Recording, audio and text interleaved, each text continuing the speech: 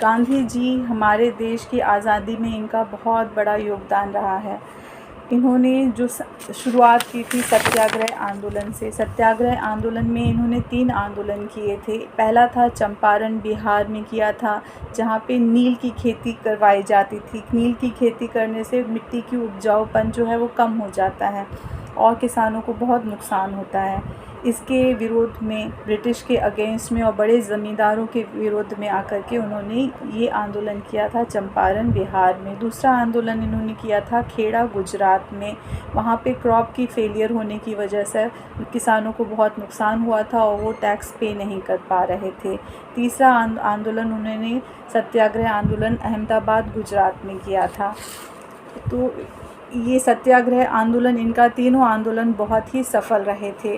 फिर इसके बाद में इन्होंने, देखिए, नॉन कोऑपरेशन मूवमेंट भी गांधी जी के द्वारा शुरू किया गया था। नॉन कोऑपरेशन मूवमेंट में गांधी जी का सोचना था कि अगर आप ब्रिटिश की बनाई हुई चीज़ों को, उनके कपड़े और बहुत सारी चीज़ों को ख़रीदना बंद कर दें, उनकी चीज़ों को बनाए हुए, और उनकी जो दी हुई, गवर्नमेंट की दी हुई नौकरियों को आप छोड़ दें या उन पे पोजीशन को ना कबूल करें और बाइकॉट कर दें एक तरीके से। उनके स्कूल्स को, उनकी ऑफिस, यूनिवर्सिटीज़ को, सबको बाइकॉट कर दें।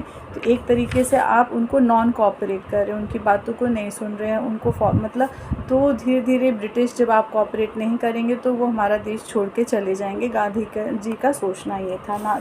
तो नॉन कोऑपरेशन मूवमेंट या बोलते हैं असहयोग आंदोलन गांधी जी के द्वारा किया गया था। तो बहुत बड़ा था, बहुत बड़े, पूरे देश भर के लोग शामिल हुए थे।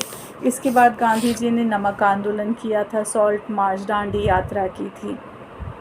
बहुत सैकड़ों लोग शामिल हुए थे। उस समय नमक, हमारे देश में नमक पे बहुत ज़्यादा टैक्स लगता था और हमारे देश के लोग नमक खुद नहीं बना सकते थे। ब्रिटिश नमक बनाते थे और वो महंगे रेट में आपको बहुत सारा टैक्स लगा करके बेचते थे। तो गांधी जी ने इसके लिए नमक आंदोलन किया। ये आपके दांडी मार्च, बहुत लंबी यात्रा करी थी। तो गांधी जी का बहुत बड़ा योगदान रहा है हमारी आज़ादी के लिए। हम सबको उनका बहुत शुक्रगुज़ार होना चाहिए। इसीलिए उनको हम सब लोग बापू बोलते हैं। हम सभी की तरफ से गांधी जी को बहुत बहुत नमन। धन्यवाद।